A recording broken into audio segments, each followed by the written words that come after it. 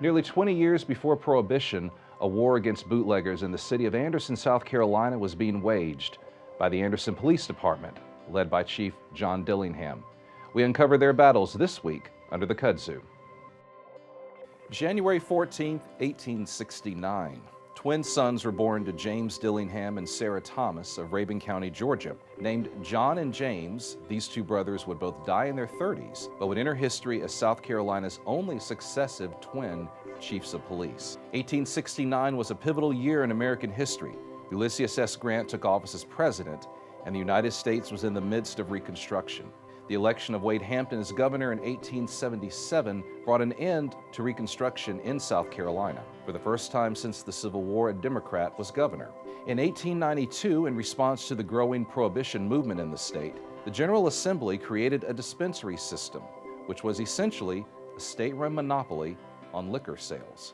The dispensary system was the brainchild of South Carolina Governor Benjamin Tillman. The Prohibition movement in South Carolina was far-reaching and powerful. Between 1892 and 1940, 5 statewide referendums on Prohibition were held. In fact, if not for Tillman's dispensary solution, many observers at the time expected South Carolina to become a dry state. But on Christmas Eve, 1892 at 5:30 a.m., the General Assembly established the state's system. For the next 14 years, the only way to legally buy alcohol was through a state dispensary, and there were hundreds of dispensaries operating across the state.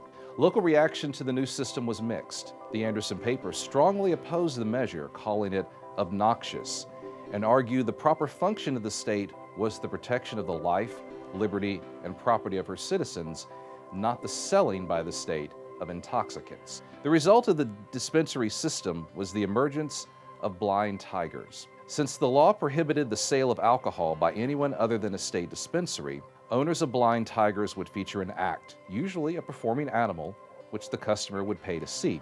Alcohol would be served at these performances on a complimentary basis. This free liquor was of such poor quality that it was often unfit to drink, and it was served in ways that concealed the liquor. The problem of blind tigers was so pervasive in Anderson that in 1894, just 2 years after the introduction of the system, the city came close to losing its dispensary. According to a letter written by the County Board of Control to the governor, blind tigers covered the town from one end to the other, seriously interfering with the sale of dispensary liquor. The price of whiskey bought at the dispensary had been reduced by 50 cents per gallon to make it competitive as blind tiger whiskey. Despite the opposition to the dispensary system, there were defenders. Local prohibition movements regularly met to discuss the evils of alcohol. And one of the strongest supporters of the dispensary system was the newly installed Anderson Chief of Police, John W. Dillingham. Dillingham had moved to Anderson in 1890, 2 years before the state's dispensary system went into effect, and joined the city's police force. He then began his lifelong work, the eradication of blind tigers. Anderson's blind tigers, in particular, had a reputation for having the cleverest devices used to conceal their liquor.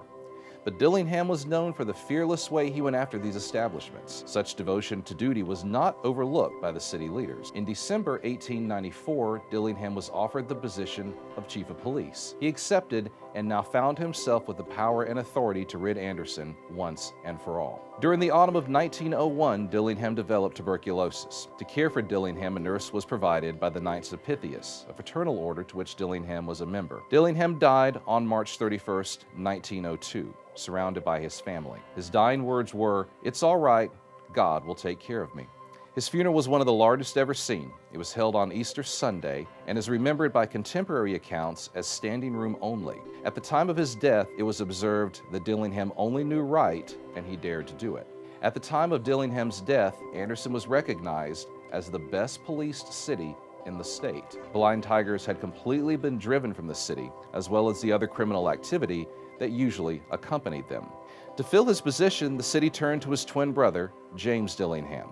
James had been serving as a deputy when his brother died and had earned a strong reputation himself.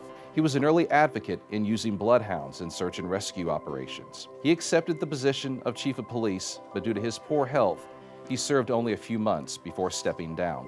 He served as a deputy sheriff for a few years before his death on February 20th, 1905, also from tuberculosis. A year later, South Carolina's dispensary system was deemed a political and economic failure and ceased all operations. My name is Brian Scott, and I hope you enjoyed learning about Anderson's twin chiefs of police. Join us next week as we explore more hidden history under the Kudzu.